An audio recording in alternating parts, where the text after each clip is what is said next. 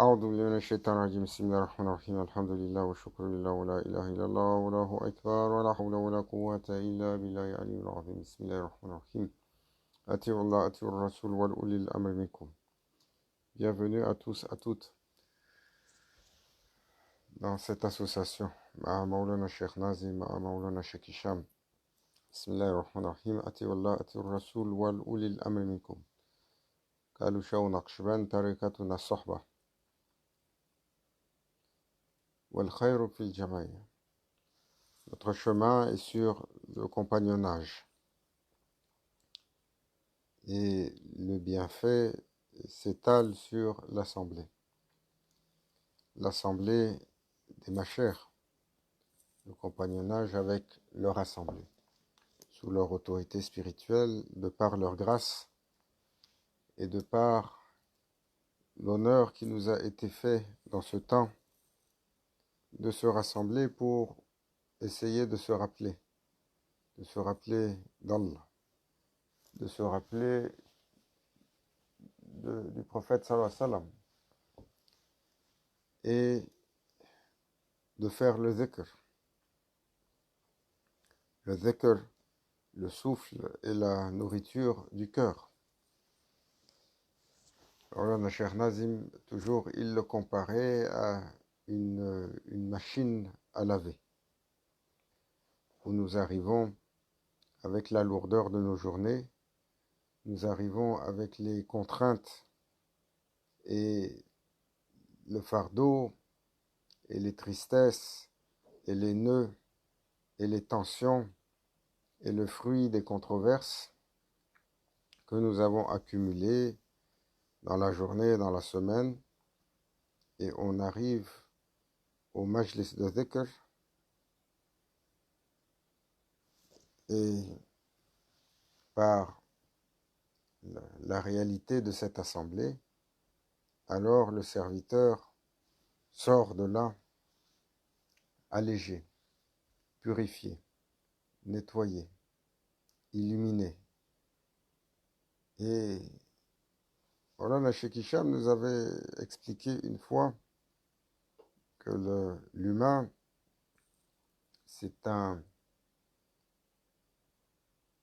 l'humain, c'est une entité exceptionnelle.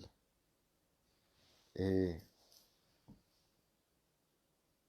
autant nous n'en comprenons pas la réalité ou la complexité, parce que Allah Azzawajal, le Seigneur des mondes, a tenu à ce que nous soyons voilés de notre propre réalité dans la manifestation de ce monde ici-bas. Donc ainsi, si nous demandons à n'importe quel être humain qu'est-ce que vous avez à l'intérieur de votre corps, nous ne le savons pas. Pourtant, ce sont des milliards et des milliards de cellules. Ce sont des systèmes tellement complexes que pour les remplacer, parfois juste pour faire une dialyse, on a besoin d'une machine qui tient dans la moitié d'une pièce, et encore, elle n'est pas capable de faire le travail subtil d'un rein. Si on sort tous les tuyaux que nous avons, toutes les veines, toutes les artères, tout le système nerveux qui s'étend dans ce corps, mais quelle créature exceptionnelle et subtile, mais nous ignorons cela. Nous sommes voilés de cette réalité corporelle de notre corps, comme nous sommes voilés de notre réalité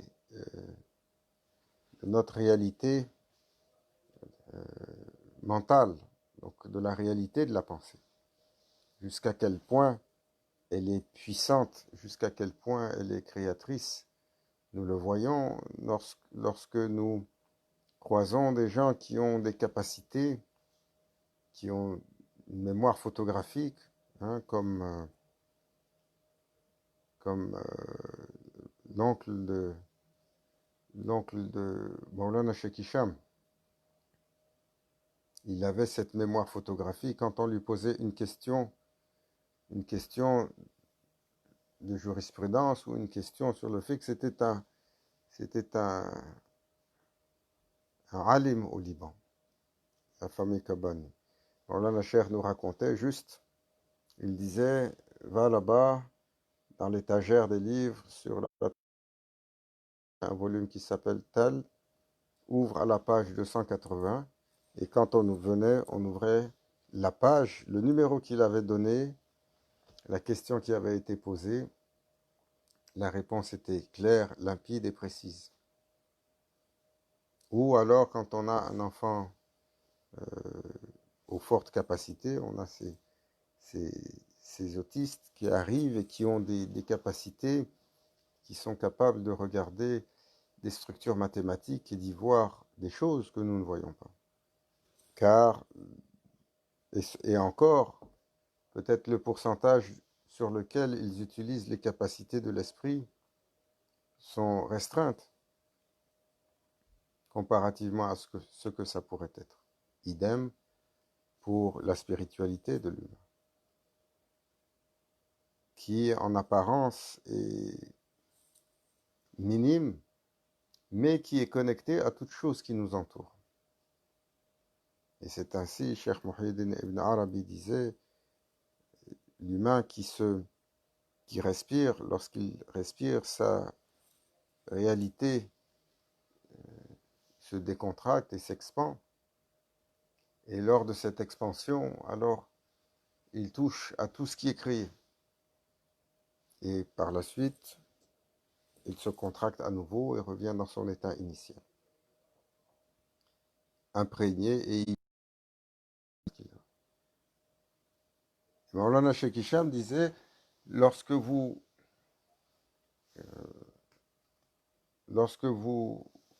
sortez dans une journée et que vous avancez dans votre journée, alors chaque rencontre,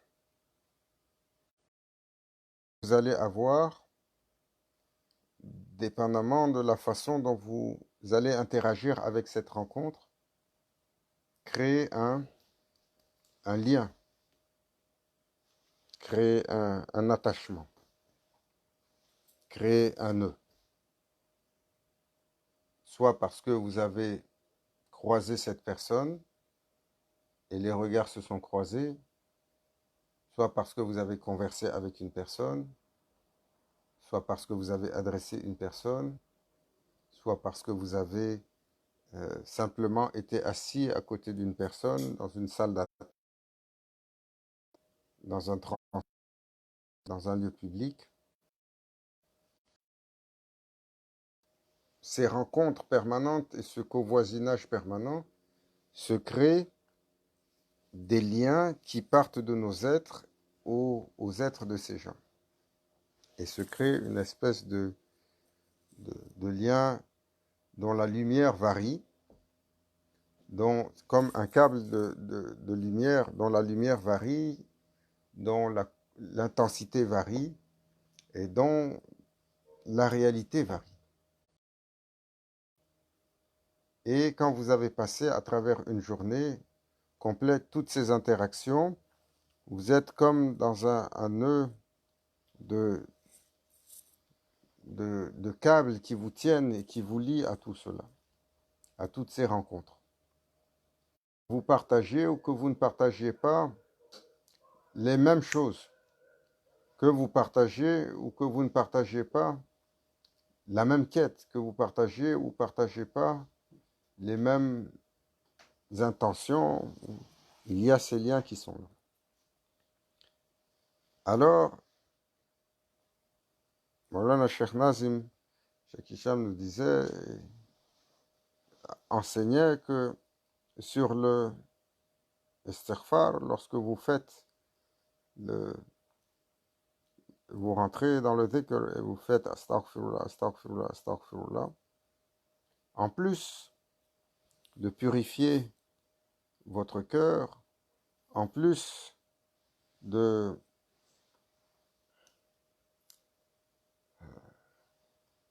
vous élever dans la miséricorde d'Allah Azawajal et de vous attirer dans son pardon, alors le fait de demander le istighfar défait également tous ces nœuds qui nous attachent ici et là. et qui retiennent notre être tendu, tendu par ces multiples rencontres, tendu par ce foisonnement d'attachement que nous pouvons avoir dans une journée. Alors imaginez, lorsque 2 journées passent, mais par la suite une semaine, et encore 40 jours, et encore 40 années ou une vie. Combien ces liens peuvent être multiples, créant donc à la fois une turbulence, mais engluant spirituellement l'individu. Et donc les assemblées de dhikr, les assemblées dans lesquelles nous prenons une douche spirituelle de par les émanations de tajalli de la présence divine, alors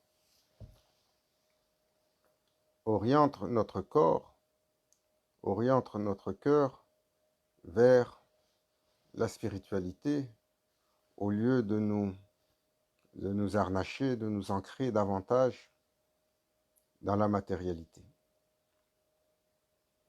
Tout dans l'être humain a cette espèce d'ambivalence-là. Nous sommes un être céleste manifesté dans un corps terrestre. Et c'est pour ça que l'énéagramme, qui est une étoile, qui en fait est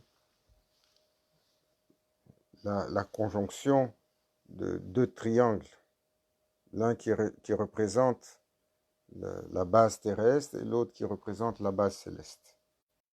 Et la conjonction de ces 2 triangles-là définit les points d'ancrage de notre matérialité et de notre spiritualité. Et tout à propos de l'humain a constamment ces 2 ancrages, mais avec, bien entendu, le pôle matériel qui est plus dense, qui tire davantage, qui nous polarise constamment. Et cela, nous le voyons parce que nos corps sont denses et notre âme a du mal à s'élever dans la contemplation. Mais également, nous le voyons dans nos intentions, dans notre volonté, dans nos désirs, dans nos choix, dans nos orientations, dans le cheminement que nous choisissons constamment, qui souvent, au lieu d'être un cheminement vers la lumière, est beaucoup plus souvent un cheminement dans les manifestations de la matérialité, de la dunya. Alors, le dhikr a cette fonction-là d'enligner le cœur, de nous libérer, de purifier le corps, de purifier l'esprit, d'alléger l'esprit, et également d'illuminer le cœur.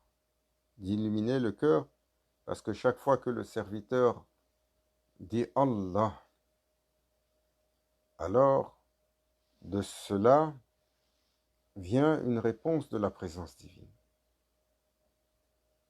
Car Allah Azzawajal dit, lorsque mon serviteur me mentionne, je le mentionne dans une meilleure assemblée. Et lorsque mon serviteur vient à moi en marchant, vers lui je viens en courant. S'il vient en courant, je viens en volant. Et Allah Azzawajal, il est Al-Karim. Il est l'essence de cette caractéristique noble de la générosité. Il est le généreux absolu. Et comme le Seigneur des Seigneurs, sa générosité est à la mesure de sa grandeur, est à la mesure de sa suprématie, est à la mesure de sa magnificence. Et cette générosité, pour quiconque se tourne vers son Seigneur et l'invoque, alors reçoit en retour des bienfaits, reçoit en retour de la lumière, et cette lumière alors illumine notre corps, le purifie de ses nœuds, le purifie de ce qui est illicite, le purifie de ce qui est maladif, le purifie de ce qui est noué.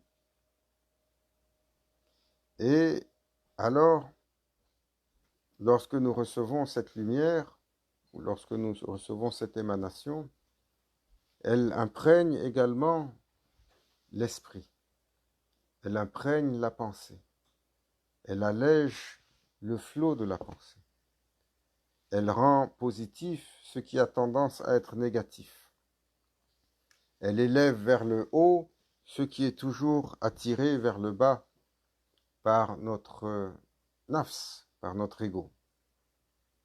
Et cette lumière brûle dans notre cœur la présence des idolâtres, la présence du shaitan, la présence du nafs et la présence de toutes ces turbulences, de tout ce waswas qui, au lieu d'être la mention d'Allah, est à propos d'autre chose. Et donc, Allah Azza wa Jal nous rappelle Ala bi dhikrillahi tatmain al-qulub.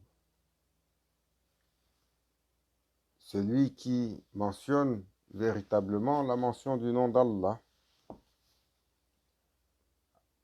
habille le cœur de sérénité, de tranquillité. Et ce bienfait, alors, une fois qu'il se multiplie, et se multiplie, et se multiplie, et se multiplie, par la mention nombreuse de dhikr, par la mention abondante de dhikr, et qu'il se multiplie par le compagnonnage des assemblées de dhikr. L'assemblée de dhikr, le Khatm Khajagan, est important. L'assemblée de dhikr, Lana Cheikh nous disait, est sous une autorité spirituelle, celle du Cheikh. Alors lorsqu'on fait un cercle par nos corps ou par nos cœurs, comme nous le faisons en ligne virtuellement en ce moment, lorsque nous faisons ce cercle-là et que nous commençons le dhikr, cette assemblée, ce cercle est sous l'autorité spirituelle de celui qui la tient, le Cheikh.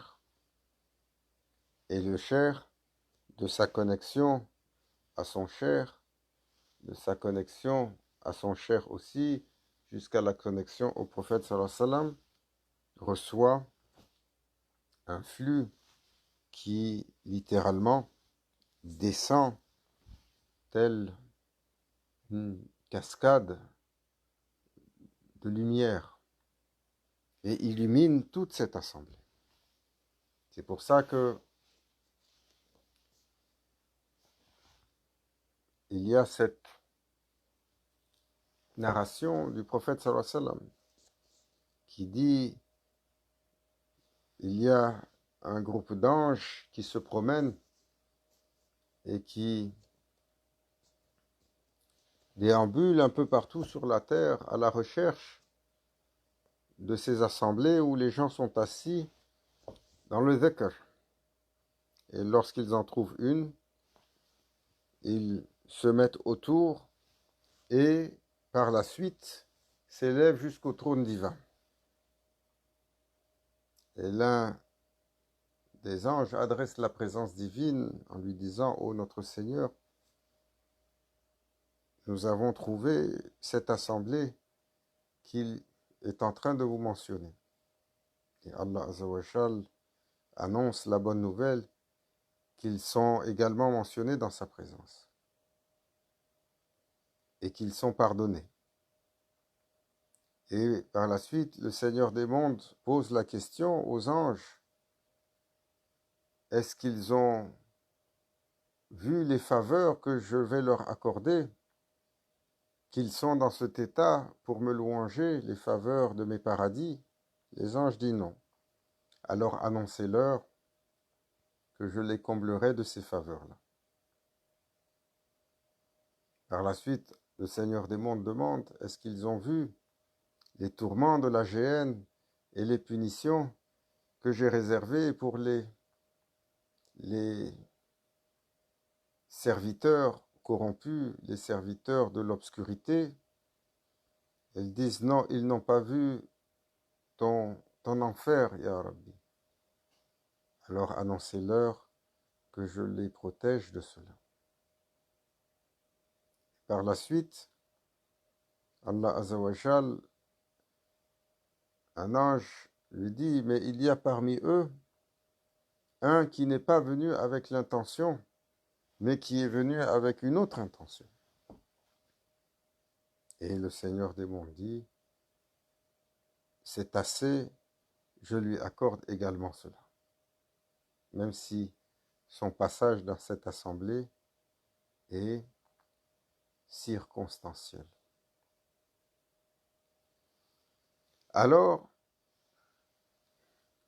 Maulana Cheikh nous rappelle que ces anges qui tournent autour des assemblées de dhikr sont des êtres de lumière qui émanent une lumière spécifique que leur a accordée leur Seigneur.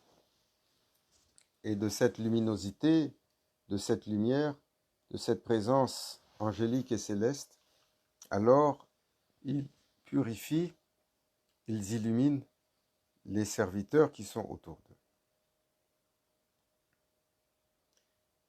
Et par la suite, pour les assemblées de dhikr, Maulana Cheikh décrit comment ça fonctionne.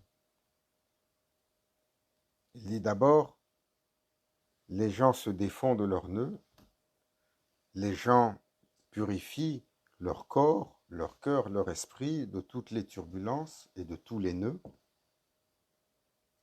Par la suite, les gens se libèrent de toutes les attractions terrestres et matérielles ou qui sont orientées vers le bas et sont aspirés vers le haut.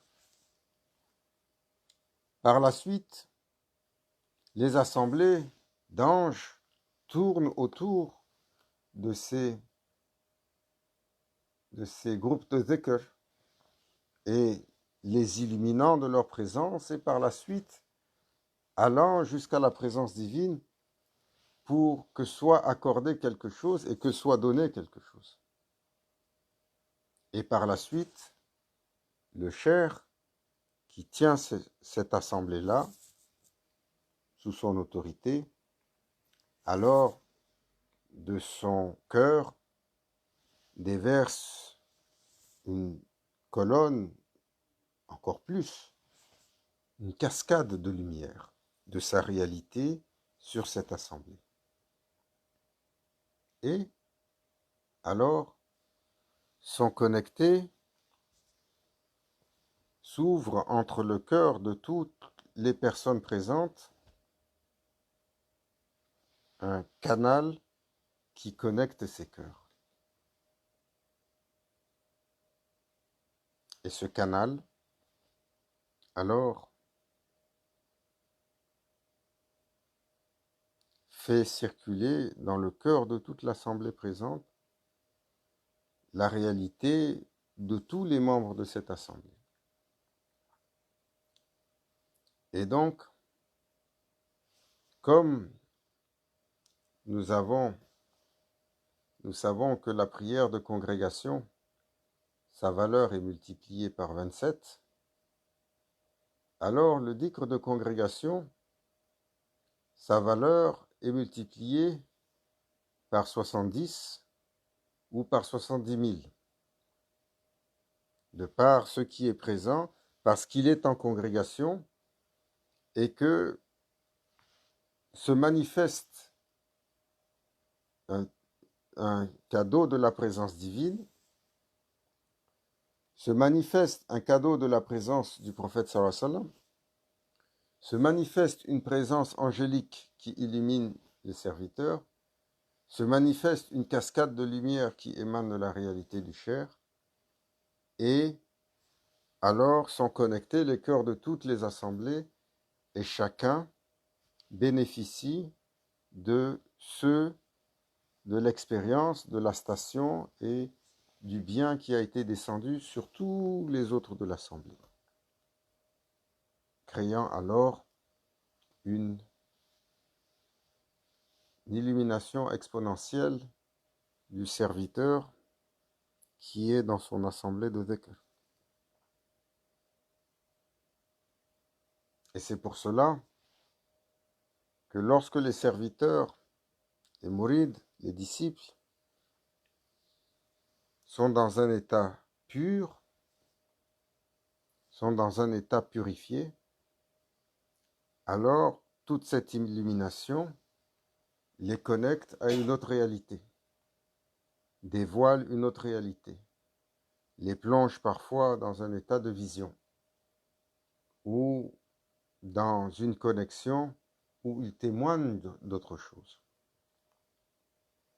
qui émane de la présence de leur Seigneur sur ceux qu'il a autorisés. Alors cette assemblée de dhikr est fondamentale, elle est primordiale, elle est nécessaire sur notre cheminement. Elle est ce que Maulana Cheikh Nazim nous a transmis depuis Sayyidina Cheikh Abdul Qadir Bujdouani, le Khatm Khajagan, le sceau des maîtres.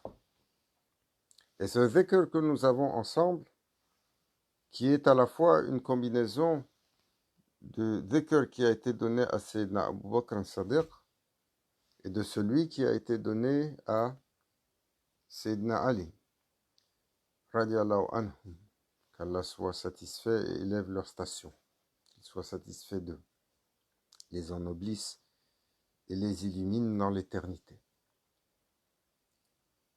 Car Mawlana Cheikh Hicham nous rappelait que dans la silsila que nous avons, alors sur la personnalité de sur les 40 chers, le 5e, c'est Imam Jafar Sadiq, Qaddasallahu sirr, et à la fois descendant de Ahlul Bayt, donc descendant du prophète sallallahu alayhi wa sallam, comme son nom de famille l'indique, Imam Jafar Sadiq.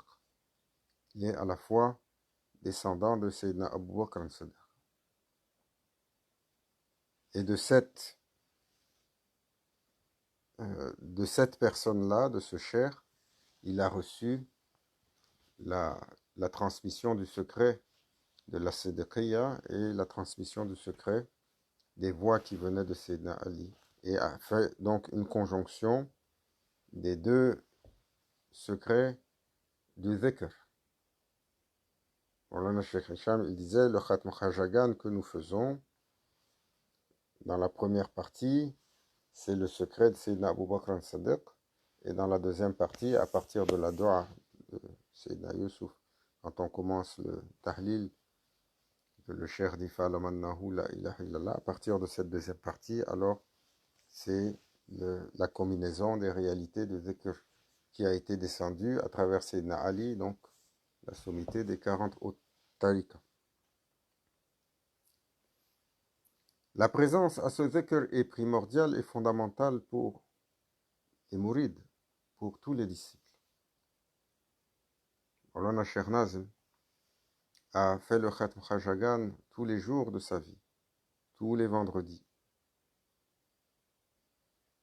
le Khatm Rajagan, on n'a pas entendu, hormis une exception de voyage, de séclusion ou d'indisponibilité, parfois par la maladie, qu'il a omis une semaine, le Khatm Rajagan. Maulana Cheikh Hicham, depuis que nous le connaissons, jamais nous avons également vu que le Khatm Rajagan n'a pas été conduit la journée du vendredi. Et cette journée du vendredi, en l'occurrence, ce soir, jeudi, car le soleil est déjà, machallah, bien couché. Et Maulana Cheikh disait, ne le laissez pas tomber, gardez-le précieusement. Car l'une des choses que les gens vont regretter le plus lorsqu'ils quitteront ce monde, c'est de ne pas avoir fait assez de dhikr. Et que dire alors de ne pas avoir fait le dhikr, le sceau des maîtres, le Khatm Rajagan. Ce bienfait, il est pour le disciple non négociable, l'assemblée des dhikr. S'il ne peut pas y assister pour quelque raison que ce soit, alors il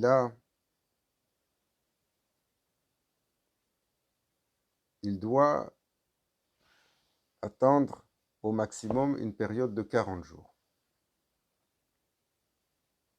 Cheikh Hicham nous expliquait que cette assemblée, le majlis, donc la sohba, le compagnonnage, qui inclut quelques mots qui sont dits, et qui inclut le dhikr, donc durant lequel il y a la connexion avec le cœur du cher pour les étudiants. L'étudiant peut le manquer sur 3 conditions. S'il est malade, s'il est en voyage, donc il a une indisposition d'être dans le lieu physique, ou alors s'il reçoit chez lui d'une invitation que sa présence est requise seulement au point que s'il s'absente, alors cela peut créer une problématique majeure. Hein? C'est pas j'ai reçu un ami à souper, ou c'est pas j'ai invité mon frère ou ma soeur. Non, Maulana Cheikh a mis l'accent là-dessus. Maulana Cheikh Hicham, il nous disait, la troisième condition pour pouvoir rater le khatm, le majlis de la sorba et de dhikr, c'est une visite dont l'importance est si primordiale que si on doit s'absenter, alors il va y avoir une conséquence majeure. Hormis ces 3 conditions, il n'y a pas d'excuse.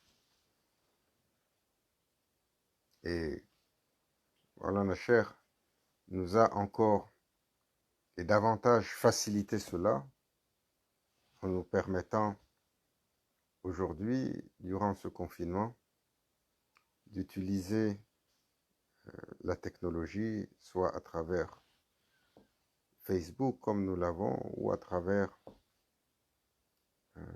les applications ou l'application Zoom. Donc même lorsque nous sommes fatigués et nous avons ces contraintes, la facilité est venue nous rejoindre jusque chez nous pour que l'étudiant alors se connecte, fasse sa rabita, comme s'il est dans l'assemblée physique.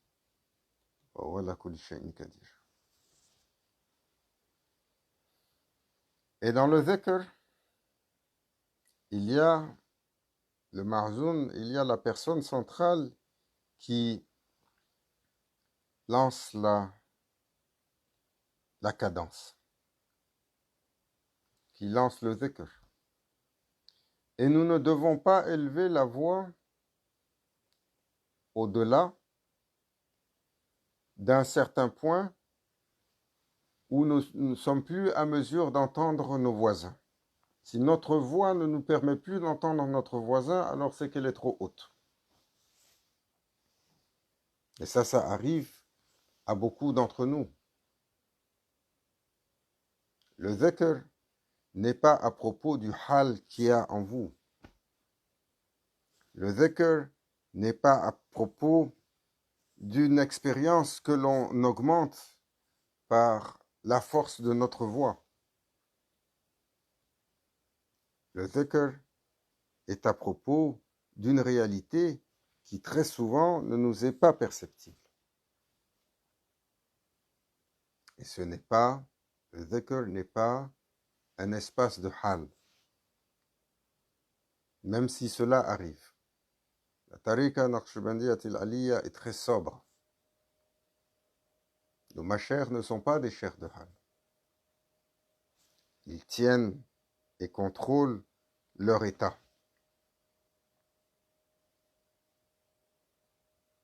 Ils tiennent et essayent, malgré ce qui est descendu comme tajalli. Alors, le temps de la voix, notre voix ne doit pas se lever par-dessus la mêlée. Et nous devons toujours être à mesure de percevoir la voix de celui qui fait le dhikr, le marzoun. Et nous devons également suivre sa cadence et son rythme et son intonation. Et non pas accélérer la cadence ou changer le rythme parce que nous avons une rythmique dans la tête qui nous augmente dans notre hal ou dans notre ressenti. Et ceci est dans le souci d'imiter ceux qui nous enseignent et de ne pas simplement le faire dans l'esprit de ce que nous sentons.